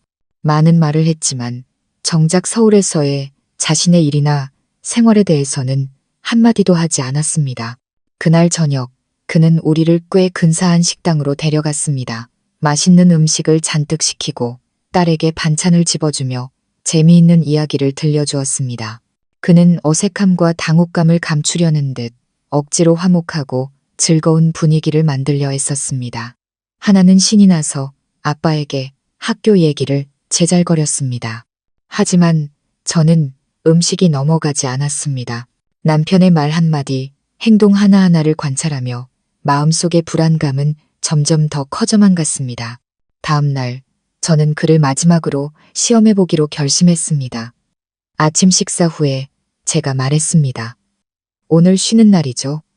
당신 일하는 건설 현장에 한번 데려가 줘요. 우리 남편이 20년 동안 고생한 곳이 어떤 곳인지 보고 싶어요. 제 말에 준호 씨는 움찔하며 얼굴이 굳었습니다. 그는 서둘러 손사래를 치며 단호하게 거절했습니다. 아이고, 무슨 소리야. 건설 현장은 위험해. 온통 쇳덩어리의 기계들 뿐인데 볼 게 뭐 있다고. 먼지 날리고 더러운 곳에 당신이랑 하나를 왜 데려가. 내가 동물원이나 놀이공원에 데려가 줄게. 놀러 가고 싶은 거 아니에요. 그냥 당신 일하는 곳이 보고 싶어요. 멀리서 잠깐만이라도 보면 안 돼요? 제가 고집을 부리자 그는 짜증을 내기 시작했습니다. 안 된다고 했잖아. 당신은 왜 이렇게 남 생각은 안 해? 거긴 관광지가 아니라고. 외부 사람은 출입 금지야. 괜히 부장님 눈에 띄면 나만 곤란해져. 그의 태도, 비정상적일 정도로 격렬한 거절이 제 모든 의심에 대한 명확한 답이 되었습니다. 그의 일이 정말 떳떳하다면 처자식이 찾아오는 것을 두려워할 이유가 없었습니다. 그는 분명 무언가를 제가 알아서는 안 될 거대한 비밀을 숨기고 있었습니다. 대화는 팽팽한 긴장감 속에서 끝났습니다. 그날 하루 종일 준호 씨는 저를 피했습니다. 바쁜 일이 있다는 핑계를 대고 우리 모녀만 남겨두고 나가버렸습니다. 그리고 저녁이 되어서야 돌아왔습니다. 그의 손에는 다음 날 아침 일찍 우리를 시골로 돌려보낼 버스표 2장이 들려 있었습니다. 요즘 일이 너무 바빠서 당신들을 챙겨줄 시간이 없네. 일단 먼저 내려가 있어. 내가 시간 나면 곧 내려갈게. 그는 제 눈을 마주치지 못하고 말했습니다. 우리를 서둘러 돌려보내려는 그의 모습은 제 의심을 확신으로 바꾸었습니다. 제 세상이 무너져 내리기 시작했습니다. 저는 말없이 버스표를 받아들었습니다. 심장이 누군가에게 꽉 움켜쥐어진 것처럼 아팠습니다. 이번 서울 여행은 이미 오래전에 죽어버린 우리 결혼의 종말을 제 눈으로 직접 확인하기 위한 여정이었던 모양입니다. 그날 밤 준호 씨는 여관에서 우리와 함께 잤습니다. 그는 애써 다정한 첫 과일을 깎아주고 딸과 함께 텔레비전을 보았습니다. 하지만 저는 그 모든 것이 서투른 연극이라는 것을 알았습니다. 그는 저를 달래고 자신의 당혹감을 감추고 우리 모녀를 하루빨리 쫓아내고 싶어 했습니다. 제 마음은 얼음장처럼 차가웠습니다. 저는 말을 아끼고 조용히 그를 관찰하며 머릿속으로 수만 가지 질문을 던졌습니다. 밤 10시가 넘어 하나가 깊이 잠들자 준호 씨는 담배를 사러 나간다며 자리에서 일어났습니다. 그는 탁자 위에 지갑을 집어들고 서둘러 밖으로 나갔습니다. 아마 너무 서둘렀거나 제가 절대 그러지 않을 거라고 확신했기 때문이겠지요. 그는 자신의 최신형 스마트폰을 침대 머리맡에 두고 나갔습니다. 방문이 닫히는 소리가 들렸습니다. 저는 몇 분간 미동도 없이 앉아 있었습니다. 검은 화면의 스마트폰. 하지만 제게 그것은 제가 그토록 찾아 헤매던 모든 비밀이 담긴 판도라의 상자처럼 보였습니다. 제 안에서 격렬한 싸움이 일어났습니다. 한쪽에서는 안 돼. 이건 남편의 사생활이야. 이건 잘못된 일이야. 라고 소리쳤고, 다른 한쪽 20년의 청춘을 희생하고 배신당한 아내의 편에서는 진실을 알아야 해라고 저를 부추겼습니다. 결국 상처와 의심이 이겼습니다. 제 손이 떨며 스마트폰을 집어들었습니다. 지금 제 심장처럼 차갑게 느껴졌습니다. 화면을 켜자 다행인지 불행인지 비밀번호가 걸려있지 않았습니다. 배경화면에는 제 딸 하나가 환하게 웃고 있는 사진이 있었습니다. 그 사진이 비수가 되어 제 가슴을 찔렀습니다. 딸의 사진을 배경화면으로 해놓을 만큼 생각하면서 왜 우리 모녀에게는 이렇게 대하는 걸까요? 저는 심호흡을 하며 미친 듯이 뛰는 심장을 진정시켰습니다. 사진첩을 열었습니다. 딸의 익숙한 사진들, 시골집 사진, 풍경 사진 몇 장을 지나치던 제 손가락이 멈췄습니다. 심장이 멎는 것 같았습니다. 완전히 다른 종류의 사진들이었습니다. 사진 속 준호 씨는 너무나도 행복하게 웃고 있었습니다. 젊고 아름다운 여자의 허리를 감싸 안고 있었죠. 그들은 해변에서, 고급 레스토랑에서, 화려한 아파트 앞에서 다정하게 서 있었습니다. 여자는 20대 초반으로 보였습니다. 그녀는 준호 씨의 어깨에 머리를 기대고 사랑이 넘치는 눈으로 그를 바라보고 있었습니다. 그리고 다음 사진은 제 숨을 멎게 만들었습니다. 그 사진 속에서 준호 씨와 그 여자는 서너 살쯤 되어 보이는 귀여운 남자아이를 함께 안고 있었습니다. 세 사람은 마치 세상에서 가장 행복한 가족처럼 환하게 웃고 있었습니다. 제 주변의 세상이 흔들리더니 산산조각 났습니다. 귓가에는 시끄러운 차 소리 대신 제 심장이 부서지는 소리만 들렸습니다. 등골을 타고 차가운 기운이 흘렀습니다. 그래, 이곳이었구나. 시아버님이 말씀하셨던 다른 곳.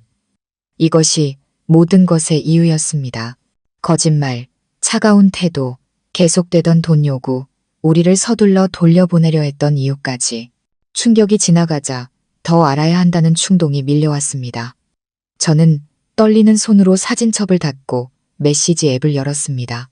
자기야 데이라는 이름으로 저장된 대화가 가장 위에 고정되어 있었습니다. 저는 그것을 눌렀습니다.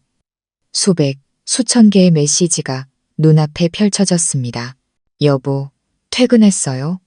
우리 아들이 아빠 보고 싶대요. 자기야, 아기 분유값 보냈어. 우리 월말에 부산 여행 가자.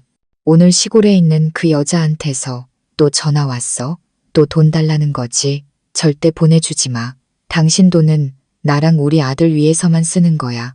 그리고 준호 씨의 답장. 알았어, 자기야. 나 지금 거래처 사람 만나는 중이니까 이따 저녁에 전화할게. 사랑해, 우리 아내, 우리 아들. 여보, 아내, 아들. 그 다정한 단어들이 수천 개의 바늘이 되어 제 살을 찔렀습니다. 저는 한 글자도 놓치지 않고 모든 것을 읽었습니다. 마치 물에 빠져 죽어가는 사람이 왜 자신이 바다에 밀쳐졌는지 필사적으로 이해하려는 것처럼. 그는 이미 오래전에 다른 가정을 꾸렸던 겁니다. 제가 아끼고 빌려서 보냈던 돈은 그 여자와 그들의 아들을 위해 쓰이고 있었습니다. 제가 20년간 시골집에서 늙은 시아버지를 모시고 딸을 키우는 동안 그는 이곳에서 새로운 가정을 꾸리고 행복하게 살고 있었습니다. 저는 손에서 스마트폰을 놓쳤습니다. 그것은 소리 없이 이불 위로 떨어졌습니다. 온몸에 힘이 빠져나갔습니다. 눈물조차 흐르지 않았습니다. 그 남자를 향한 제 모든 사랑과 믿음과 함께 이미 말라버린 것 같았습니다. 저는 낯선 여관방에 앉아 제 영혼이 죽어버렸다고 느꼈습니다. 제가 얼마나 오랫동안 돌처럼 굳어 앉아 있었는지 모르겠습니다. 담배를 사러 갔던 준호 씨가 돌아왔습니다. 그는 의자에 미동도 없이 앉아 허공을 응시하는 저를 발견했습니다. 스마트폰은 여전히 침대 위에 놓여 있었습니다. 제 넋나간 표정을 보고 그는 잠시 당황하는 듯 했지만 이내 모른 척 했습니다. 그는 제게 아무것도 묻지 않았고 저 또한 그에게 아무 말도 하지 않았습니다. 그날 밤 우리는 한 침대에 누웠지만 우리 사이에는 북극보다 더 차가운 공간이 존재했습니다. 그는 제게 등을 돌리고 잠든 척했고 저는 뜬 눈으로 밤을 새웠습니다. 지난 20년의 세월이 슬로모션 필름처럼 머릿속을 스쳐 지나갔습니다. 결혼식 날 그의 미소, 떠나던 날 그의 약속, 그리고 다른 여자와 행복해하던 그의 모습, 모든 것이 뒤섞여 제 심장을 갈기 찢었습니다. 울지 않았습니다. 분노도 느껴지지 않았습니다. 그저 무서울 정도로 텅 빈 공허함만이 느껴졌습니다. 사랑, 희생, 믿음, 모든 것이 제가 되어버렸습니다. 다음 날 새벽, 동이 트기도 전에 준호 씨는 우리 모녀를 서둘러 깨워 터미널로 향했습니다. 그는 우리를 버스 타는 곳까지 데려다주고 김밥 2줄과 약간의 돈을 제 손에 쥐어주었습니다. 이거 가지고 하나 맛있는 거 사주고 집에 도착하면 전화해. 그는 여전히 제 눈을 똑바로 쳐다보지 못하고 말했습니다. 저는 대답도 쳐다보지도 않았습니다. 그저 말없이 돈을 받아들고 하나의 손을 잡고 버스에 올랐습니다. 하나는 창밖으로 아빠를 향해 손을 흔들었습니다. 아빠, 빨리 집에 와야 해. 아이의 천진난만한 목소리가 제 가슴을 도려내는 것 같았습니다. 저는 아이의 고개를 안쪽으로 돌려 곧 죽을 것 같은 제 표정을 보지 못하게 했습니다. 버스가 움직이기 시작했습니다. 저의 모든 것을 앗아간 도시를 떠났습니다. 저는 차창에 머리를 기대고 점점 멀어지는 높은 빌딩과 복잡한 거리를 바라보았습니다. 화려한 도시 서울. 하지만 제게 그곳은 제 결혼 생활을 묻어버린 거대한 무덤일 뿐이었습니다. 돌아오는 내내 하나는 제잘거렸습니다. 아이는 도시에서 본 신기한 것들, 아빠를 만나 얼마나 기뻤는지에 대해 쉴 새 없이 이야기했습니다. 저는 그저 건성으로 대답할 뿐이었습니다. 머릿속은 텅 비어 있었습니다. 저는 영혼 없는 껍데기 같았습니다. 아이 앞에서 울지 않으려고, 약한 모습을 보이지 않으려고, 아무렇지 않은 척하려고 필사적으로 노력했습니다. 하지만 저의 변화를 예리한 시아버님의 눈까지 속일 수는 없었습니다. 버스가 마을 어귀에 도착했을 때 이미 해가 저물고 있었습니다. 익숙한 흙길을 걸어 집으로 향했습니다. 우리 집은 여전히 평화롭고 고요해 보였습니다. 하지만 제게 그곳은 더 이상 따뜻한 보금자리가 아니었습니다. 텅 빈 껍데기일 뿐이었죠. 집으로 들어서자 툇마루에 앉아 계신 아버님이 보였습니다. 오랫동안 우리를 기다리신 듯 했습니다. 우리를 보신 아버님은 많은 것을 묻지 않으셨습니다. 그저 제 얼굴을 스쳐 지나가는 눈빛으로 무언가 잘못되었다는 것을 알아채신 듯 했습니다. 저는 애써 미소를 지어 보였지만 우는 것보다 더 일그러진 표정이었을 겁니다. 아버님, 저희 다녀왔어요. 갈라진 목소리가 나왔습니다. 그 뒤로는 더 이상 아무 말도 할 수 없었습니다.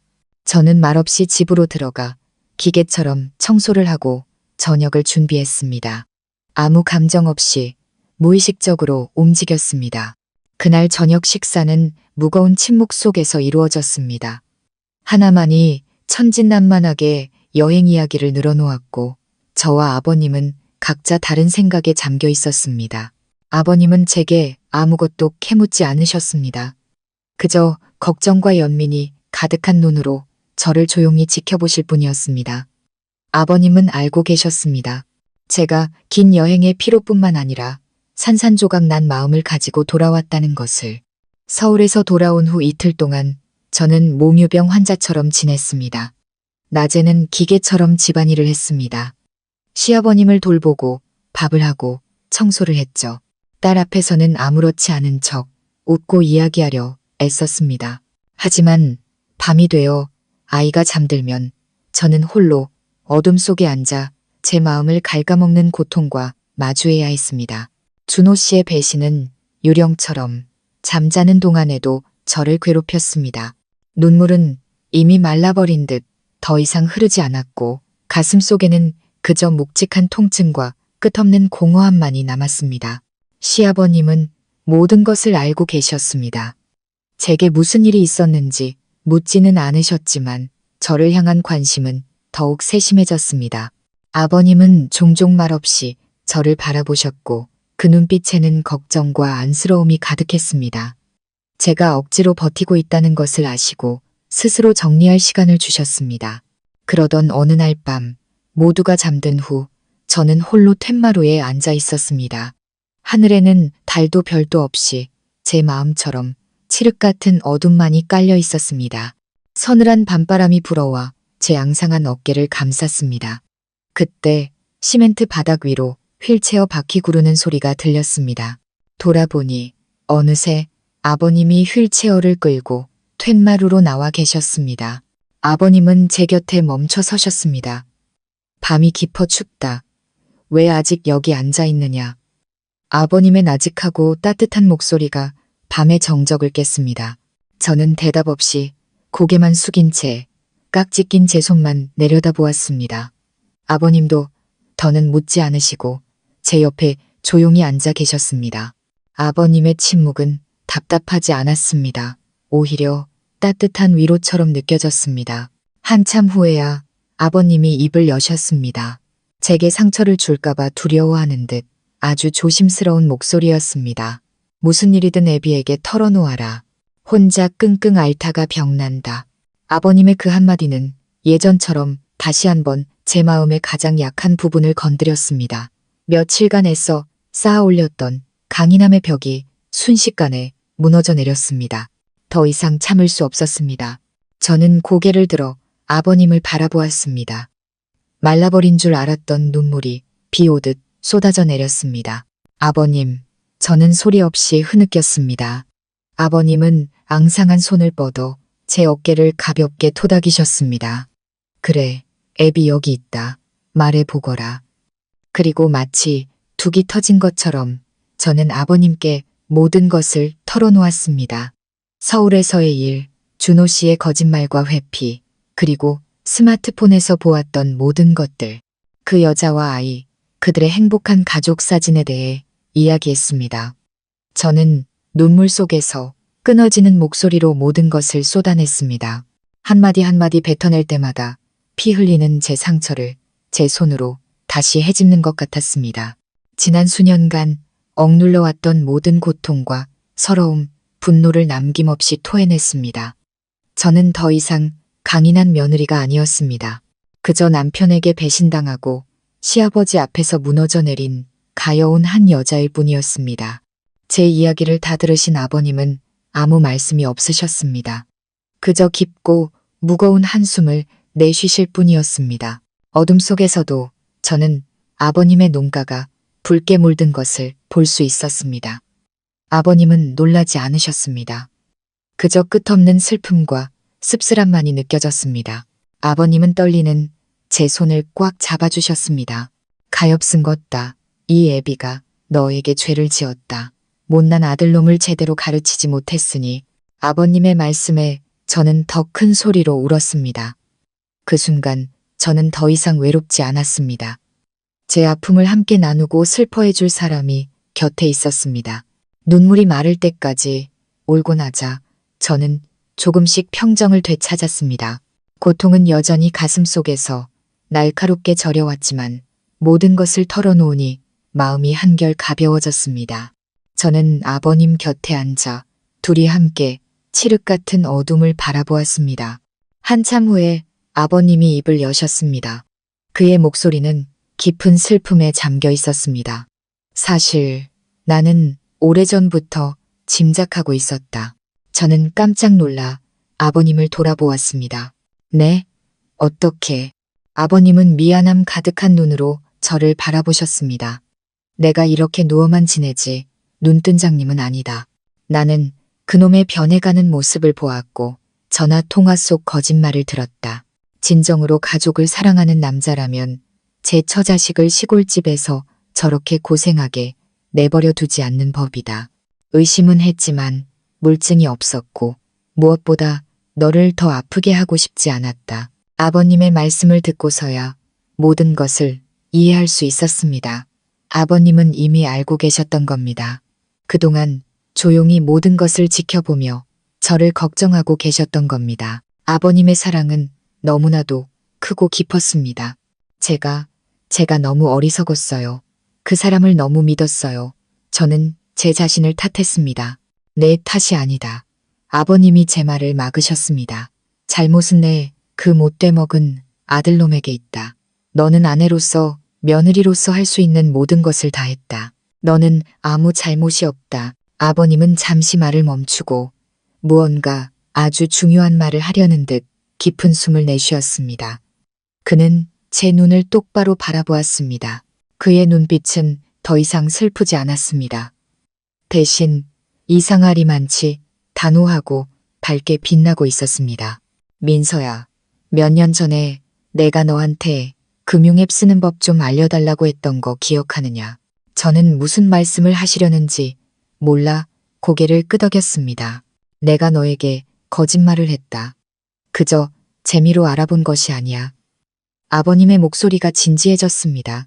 준호 녀석이 변심했다는 의심이 든 날부터 나는 너희 모녀를 위한 퇴로를 마련해야겠다고 생각했다.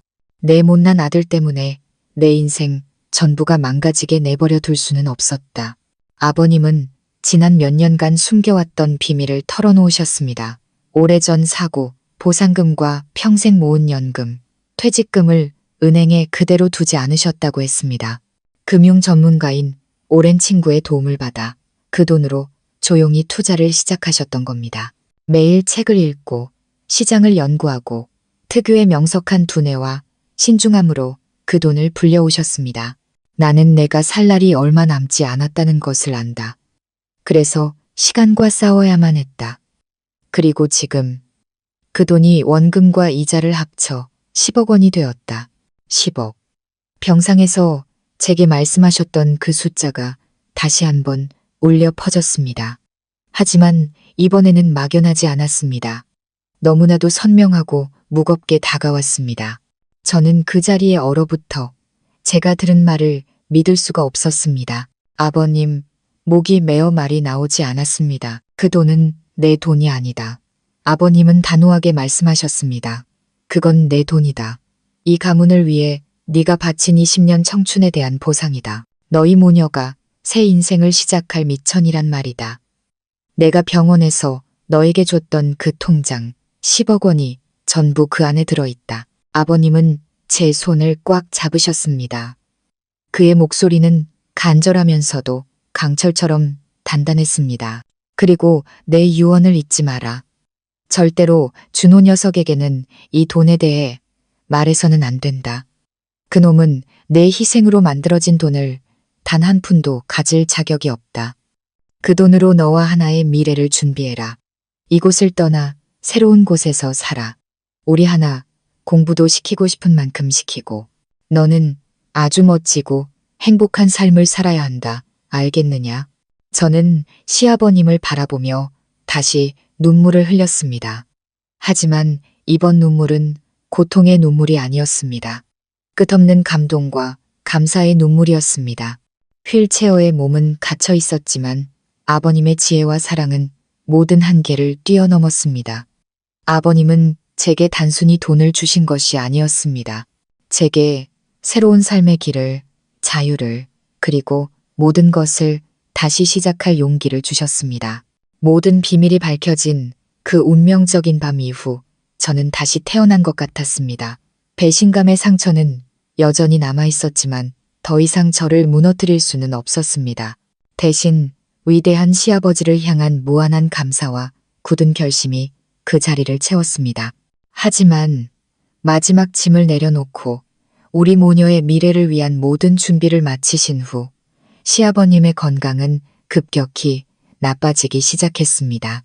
마치 아버님 안에 있던 등불이 마지막 기름 한 방울까지 다 태워버린 것 같았습니다. 기침은 잦아졌고 통증이 밤낮으로 그를 괴롭혔습니다. 식사량은 눈에 띄게 줄었고 몸은 뼈만 낭상하게 남았습니다. 저는 아버님의 시간이 얼마 남지 않았음을 직감했습니다. 솟아오르는 슬픔을 억누르며 저는 마지막까지 최선을 다해 아버님을 돌봤습니다. 그리고 마침내 제가 가장 두려워하던 날이 왔습니다. 어느 날 아침 아버님은 극심한 호흡 곤란을 일으키며 얼굴이 파랗게 변했습니다. 저는 겁에 질려 구급차를 불렀고 아버님은 병원으로 옮겨졌습니다. 의사는 이미 모든 장기가 기능을 멈췄다며 마음의 준비를 하라고 했습니다. 저는 병원 복도에 서서 무너져 내릴 것 같은 다리를 겨우 버텼습니다. 마음의 준비를 했다고 생각했지만 20년간 제 곁을 지켜준 유일한 버팀목이자 가족을 곧 잃게 된다는 사실을 받아들일 수 없었습니다. 내키지 않았지만 저는 준호 씨에게 전화를 걸어야만 했습니다. 그를 아버지의 임종도 지키지 못한 불효자로 만들 수는 없었습니다. 소식을 들은 준호 씨는 전화기 너머에서 몹시 놀라며 슬퍼했습니다. 당장 내려가겠다고 말했죠. 다음 날 오후 준호 씨가 도착했습니다. 그는 병원으로 달려와 아버지의 침대 곁에 무릎을 꿇고 통곡하기 시작했습니다. 아버지, 이게 어떻게 된 일이에요?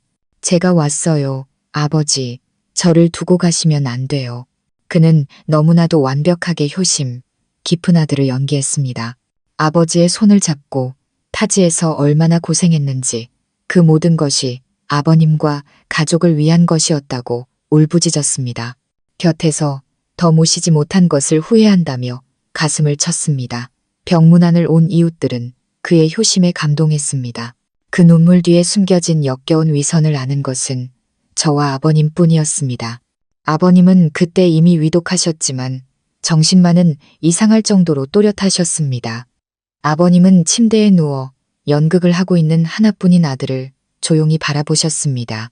준호 씨가 한참을 통곡한 후에야 아버님은 천천히 입을 여셨습니다. 목소리는 희미했지만 방 안에 모두가 들을 수 있을 만큼 또렷했습니다. 왔느냐? 네, 아버지, 제가 왔어요. 준호 씨는 서둘러 눈물을 닦았습니다. 올 줄은 아는구나. 다행이다. 아버님은 씁쓸한 미소를 지으셨습니다. 나는 네가 시골에 늙은 애비와 내 처자식이 있다는 걸 잊어버린 줄 알았다. 아버지의 말에 준호 씨는 얼어붙었습니다. 그는 더듬거리며 말했습니다. 아, 아버지, 무슨 말씀이세요? 그만 연기하거라. 아버님의 목소리가 단호해졌습니다. 지난 20년간 내가 이 집을 위해 한 것이 무엇이냐? 내 아내가 얼마나 고생했는지 알기나 하느냐? 내 딸이 얼마나 많은 것을 포기하고 살았는지 알기나 하느냐? 아니면 내 모든 정신과 돈은 서울에 다른 가정을 꾸리는데 다 써버렸느냐? 아버지의 말 한마디 한마디는 준호 씨의 얼굴을 후려치는 채찍 같았습니다. 그의 얼굴은 불그락 푸르락해지더니 그대로 굳어버렸습니다. 그는 저를 돌아보며 도움을 청하는 눈빛을 보냈지만 저는 조용히 고개를 돌렸습니다. 그 짧은 대화는 아버지의 마지막 남은 기력을 모두 소진시켰습니다. 아버님은 숨을 헐떡이기 시작하셨고 간호사가 달려와 모두에게 나가달라고 요청했습니다. 혼란스러운 상황 속에서 저만이 아버지 곁에 남았습니다. 준호 씨는 다른 사람들과 함께 밖으로 밀려났습니다. 단둘만 남은 순간 아버님은 마지막 힘을 다해 제 손을 잡으셨습니다. 이것이 바로 제가 이야기에 처음에 회상했던 그 순간입니다. 아버님은 떨리는 손으로 제게 통장을 건네주시며 마지막으로 유언을 반복하셨습니다. 돈의 액수와 비밀번호 그리고 다시 한번 강조하셨습니다. 절대로 준호 녀석에게는 말하지 마라. 제가 눈물로 고개를 끄덕이자 아버님은 비로소 안심하신 듯 눈을 감으셨습니다. 그리고 심박 측정기에서 길고 날카로운 소리가 울려 퍼졌습니다. 제 시아버님, 제 인생의 은인이 그렇게 떠나가셨습니다. 시아버님의 장례는 엄숙하고 슬픈 분위기 속에서 치러졌습니다. 준호 씨는 마지막까지 슬픔에 잠긴 효자 역할을 완벽하게 해냈습니다. 상주 노릇을 하고 조문객을 맞이하고 모든 절차를 꼼꼼하게 챙겼죠. 그를 보며 누구도 그의 슬픔을 의심하지 않았습니다. 하지만 저는 그것이 그의 마지막 연극이라는 것을 알았습니다. 모든 장례 절차가 끝나고 조문객들이 돌아가자 텅 빈 집에는 우리 셋만 남았습니다. 이제 모든 것을 마주하고 해결해야 할 시간이 왔습니다. 저는 하나가 잠든 밤을 택해 준호 씨와 마주 앉았습니다. 제가 미리 작성해둔 이혼 서류를 그의 앞에 내밀었습니다. 그는 서류를 보고 저를 보며 믿을 수 없다는 표정을 지었습니다. 당신, 이게 무슨 짓이야? 아버지가 돌아가신 지 얼마나 됐다고. 아버지가 돌아가셨기 때문에 이렇게 해야만 해요. 저는 그의 말을 잘랐습니다. 제 목소리는 놀라울 정도로 차갑고 단호했습니다. 20년 만에 처음으로 저는 그에게 나라고 말했습니다. 아버지의 마지막 소원을 들어드리고 싶어요. 이 결혼 생활에서 저를 해방시켜 드리는 것. 그게 아버지의 뜻이었어요. 준호 씨는 당황하기 시작했습니다. 그는 더 이상 점잖은 척하지 않았습니다. 제게 다가와 손을 잡았습니다. 민서야, 내 말 좀 들어봐. 당신이 생각하는 그런 게 아니야. 내가 잘못했어. 한눈 판 거 인정해. 하지만 그냥 잠깐의 실수였어. 내 진짜 가족은 당신이랑 하나뿐이라고. 그는 변명을 늘어놓기 시작했습니다. 그 여자가 자신을 속이고 이용했으며 아이도 자기 아이가 아니라고 했습니다. 용서해달라고 다시 돌아와서 모든 것을 보상하겠다고 애원했습니다. 울고불고 온갖 방법으로 저를 붙잡으려 했습니다. 하지만 제 마음은 이미 죽었습니다. 그의 거짓말은 제 경멸감만 키울 뿐이었습니다. 더 이상 변명할 필요 없어요. 난 이미 모든 걸 알아요. 20년이면 충분해요. 단 하루도 더 이상 당신의 거짓말 속에서 살고 싶지 않아요. 제가 단호하게 나오자 그는 협박조로 돌변했습니다. 이혼이 쉬울 것 같아? 이 집은 공동 재산이야. 하나는 어쩔 건데 당신 혼자 애를 키울 수 있을 것 같아? 재산은 저는 침착하게 대답했습니다. 많이 필요 없어요. 이 집은 팔아서 당신이 더 많이 가져요. 저는 하나 데리고 다른 곳에서 새로 시작할 작은 돈만 있으면 돼요. 5천만 원이면 충분해요. 준호 씨는 눈을 동그랗게 떴습니다. 제가 이렇게 쉽게 집을 포기할 줄은 몰랐던 겁니다. 돈을 중시하는 그에게는 엄청난 이득이었습니다. 그는 제가 가진 10억에 비하면 이 집값은 아무것도 아니라는 사실을 꿈에도 몰랐겠죠. 잠시 생각하던 그는 자유와 큰 돈을 동시에 얻게 되자 즉시 동의했습니다. 법원에서 우리의 이혼은 신속하게 처리되었습니다. 준호 씨는 집을 판 돈의 대부분과 현금을 챙겨 그 여자에게로 돌아간다며 곧바로 서울로 떠났습니다. 떠나는 순간까지 딸을 한번 돌아보지도 않았습니다. 이혼 서류를 손에 쥐는 순간 저는 슬프지 않았습니다. 오히려 엄청난 해방감을 느꼈습니다. 20년간 저를 올가매던 족쇄가 마침내 풀렸습니다. 저는 자유로워졌습니다. 파란 하늘을 올려다보며 맑은 공기를 깊이 들이마셨습니다. 제 인생의 낡은 한 챕터가 닫히고 더 밝고 새로운 챕터가 우리 모녀를 기다리고 있었습니다. 이혼 후 저와 하나는 더 이상 그 시골 마을에 머물지 않았습니다.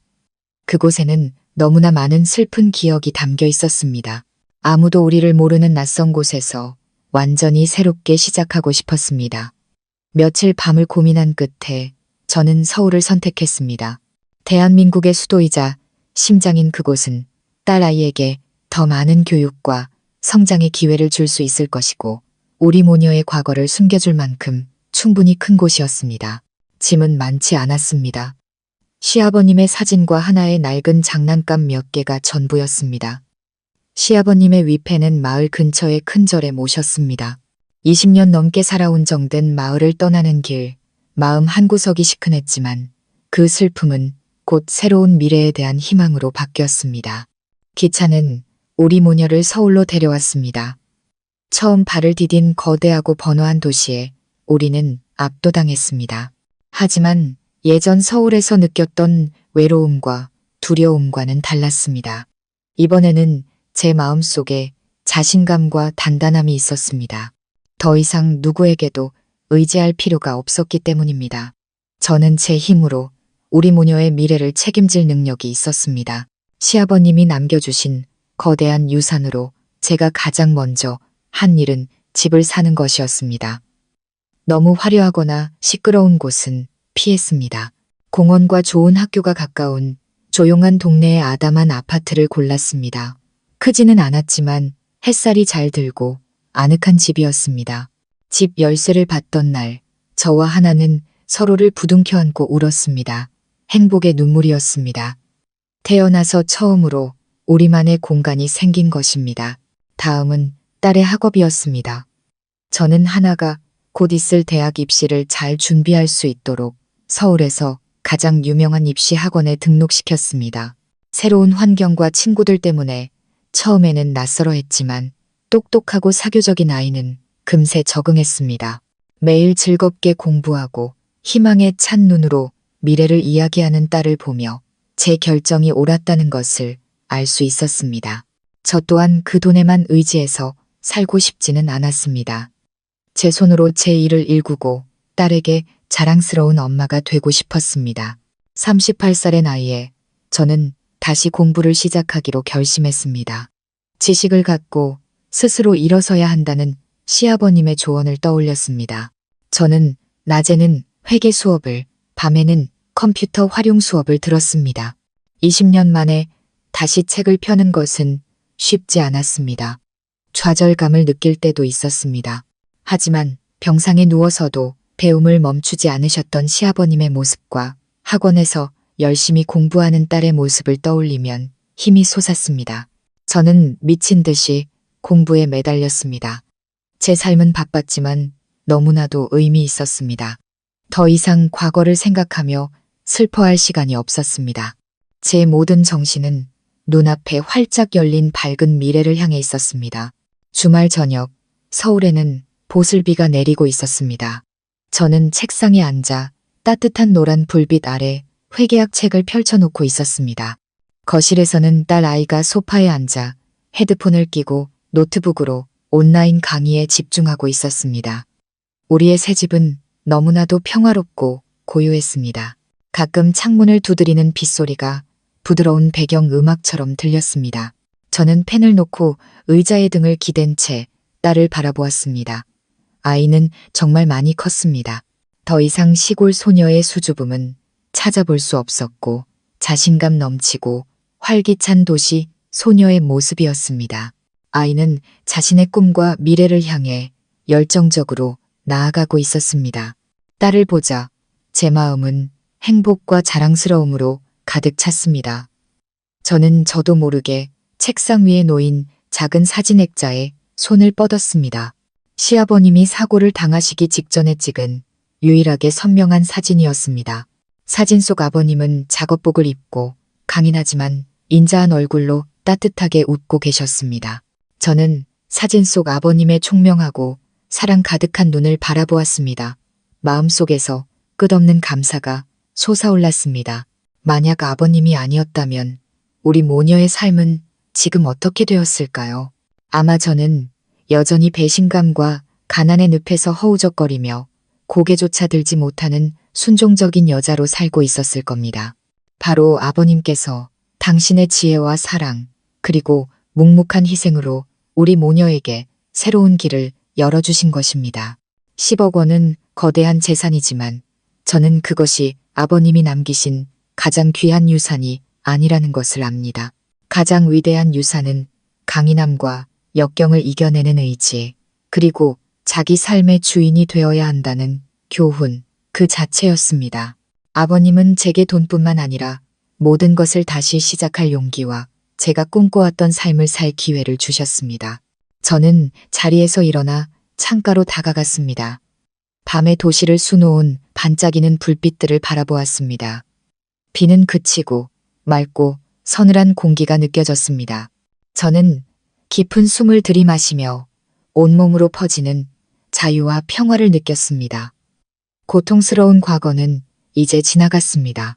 미래에는 또 다른 시련이 있을지 모르지만 저는 더 이상 두렵지 않았습니다. 아버님, 고맙습니다. 저는 제 자신에게 그리고 사진 속에서 저를 향해 미소 짓고 계신 시아버님께 속삭였습니다. 제 마음 깊은 곳에서 우러나오는 가장 진심 어린 감사였습니다. 저희 모녀에게 새로운 삶을 주셔서 정말 고맙습니다. 오늘 이야기는 여기까지입니다. 오늘 영상이 마음에 드셨다면 가족 이야기 채널 좋아요와 구독, 알림 설정 부탁드립니다. 여러분의 따뜻한 관심이 저희에게 큰 힘이 됩니다. 시청해 주셔서 감사합니다. 다음 영상에서 다시 뵙겠습니다.